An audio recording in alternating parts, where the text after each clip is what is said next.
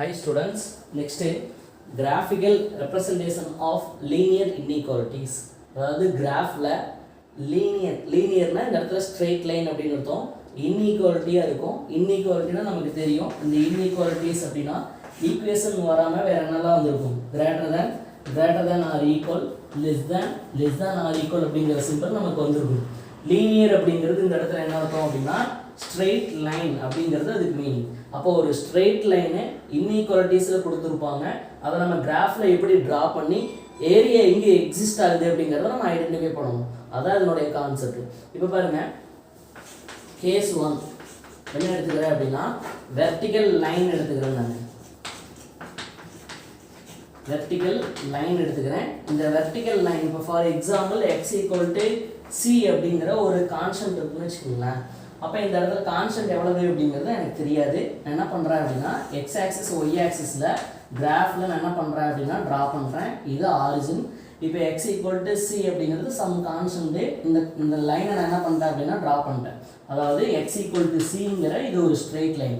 இந்த லைன் என்ன ஆகுது அப்படின்னா y ஆக்சிஸ்க்கு பேரலாகவே இருக்குது. அப்போ இந்த இடத்துல இந்த லைன் என்ன பண்ணுது அப்படின்னா இந்த லைனுக்கு ரைட் ஹேண்ட் சைடில் உள்ளதெல்லாம் என்னன்னு சொல்லி சொல்கிறோம் அப்படின்னா ரைட் சைடு அப்படின்னு சொல்லி சொல்கிறோம். இந்த லைனுக்கு லெஃப்ட் ஹேண்ட் சைடு உள்ளதெல்லாம் என்னன்னு சொல்லி சொல்கிறோம் அப்படின்னா லெஃப்ட் சைடு. அப்போ இந்த வெர்டிக்கல் லைன் என்ன பண்ணுது அப்படின்னா ரெண்டாக ஸ்ப்ளிட் பண்ணுது. Right hand side, left hand side அப்படின்னு சொல்லி ஸ்ப்ளிட் பண்ணுது. Next case 2 horizontal line.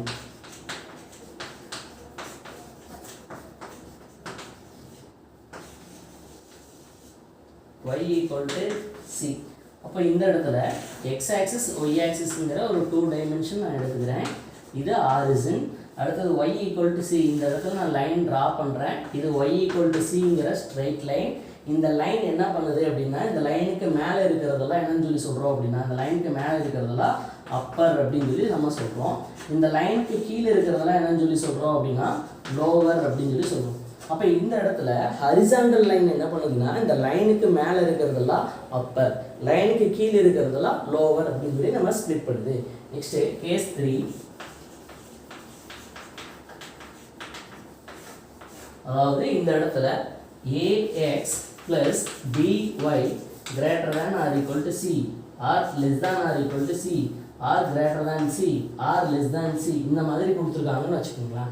இதில் ஏதோ ஒன்று கொடுத்துருக்காங்க.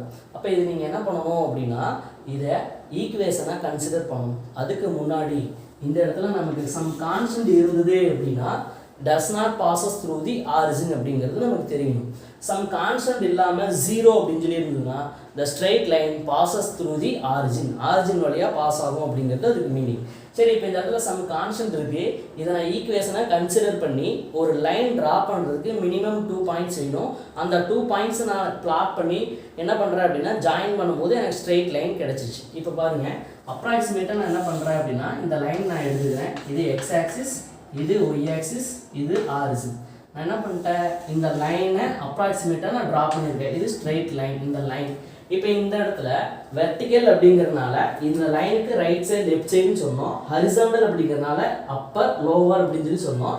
இந்த லைன் இப்படி கிராஸாக வர்றதுனால என்னன்னு சொல்லி சொல்கிறோம் அப்படின்னா இந்த லைனுக்கு மேலே இருக்கிறதெல்லாம் என்னன்னு சொல்லி சொல்கிறோம் அப்படின்னா எபோவ் அப்படின்னு சொல்லி சொல்கிறோம். இந்த லைனுக்கு கீழே இருக்கிறதெல்லாம் என்ன அப்படின்னு சொல்லி சொல்கிறோம் அப்படின்னா பிலோ அப்படின்னு சொல்லி நம்ம சொல்கிறோம்.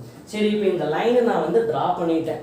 ஓகேங்களா. நெக்ஸ்ட்டு இந்த லைனுக்கு சொல்யூஷன் எங்கே எக்ஸிஸ்ட் ஆகுது அப்படிங்கிறத எப்படி கேல்குலேஷன் பண்ணுறதுங்கிறது நமக்கு தெரியணும். Identify to exist area or solution anyone. எப்படி ஐடென்டிஃபை பண்ணுறது அப்படிங்கிறது நமக்கு தெரியும். இப்போ ஃபார் எக்ஸாம்பிளுக்கு இந்த மாதிரி நான் என்ன பண்ணிட்டேன் அப்படின்னா அப்ராக்சிமேட்டாக ஒரு லைன் எடுத்துக்கிட்டேன். x axis y axis origin. இந்த லைனை நான் எடுத்துக்கிட்டேன்னு வச்சுக்கோங்களேன். அப்ராக்சிமேட்டாக ஒரு லைன் எடுத்துக்கிட்டேன். அப்போ நீங்கள் ஏரியா இந்த லைனுக்கு எபோவாக இருக்குதா பிலோவாக இருக்குதான்னு எப்படி ஐடென்டிஃபை பண்ணணும் அப்படின்னா இந்த லைன் மேலே இருக்கக்கூடிய பாயிண்ட்ஸை நம்ம என்ன பண்ணக்கூடாது அப்படின்னா இந்த லைன் மேலே இருக்கக்கூடிய பாயிண்ட்ஸை நம்ம எடுக்கவே கூடாது. அப்போ நம்ம எங்கே எடுக்கணும்? ஒன்று இந்த லைனுக்கு எபோவாக இருக்கக்கூடிய பாயிண்ட் எடுக்கணும் அல்லது பிலோவாக இருக்கக்கூடிய பாயிண்ட் எடுக்கணும். இப்போ ஃபார் எக்ஸாம்பிள் இந்த இடத்துல ஒரு பாயிண்ட் இருக்கிறதா கன்சிடர் பண்ணிக்கோங்க. இந்த பாயிண்ட் என்ன அப்படின்னா 3,3. இந்த 3,3ங்கிறத என்ன பண்ணுறேன், இந்த இன்இக்வாலிட்டியில் சப்ஸ்டிட் பண்ணுறேன். அப்போ எக்ஸுக்கு பதிலாக 3யும் ஒய்க்கு பதிலாக 3யும் நான் இதில் சப்ஸ்டிட் பண்ணும்போது இந்த இன்இக்வாலிட்டி என்னது, ax plus b y greater than or equal to C. இந்த கண்டிஷனை சாட்டிஸ்ஃபை பண்ணிச்சு அப்படின்னா அப்போ அந்த எடுத்துக்கக்கூடிய பாயிண்ட் எப்படி இருக்குது, இந்த லைனுக்கு எபோவாக இருக்குது. அதனால் சொல்யூஷன் எக்ஸிஸ்ட் எபோவ் அப்படின்னு அர்த்தம். சரி, ஒருவேளை இதில் அப்ளை பண்ணும்பொழுது x equal to 3 y equal to 3ன்னு அப்ளை பண்ணும்போது a x plus b y greater than or equal to சிங்கிறது நாட் சாட்டிஸ்ஃபைடு. அப்போ அந்த கண்டிஷனை, அதாவது இன்இக்வாலிட்டியை சாட்டிஸ்ஃபை பண்ணலைன்னா அப்போ அந்த இடத்துல என்னன்னு சொல்லுவோம், இந்த பாயிண்ட்டு இந்த லைனுக்கு எபோவாக எடுத்துருக்கனால அந்த இடத்துல சொல்யூஷன் இல்லை. அப்போ எங்கே இருக்குது, பிலோவாக இருக்குது அப்படிங்கிறது அதுக்கு மீனிங்.